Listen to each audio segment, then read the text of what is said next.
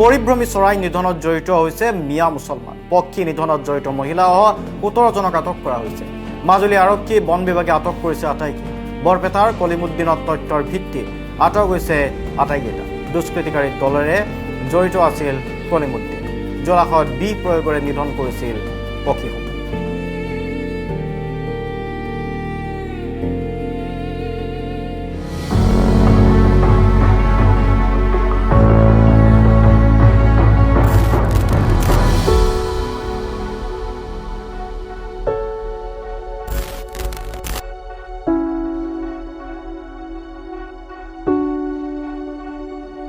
এশ শতাংশ ভোটদান নিশ্চিত কৰক।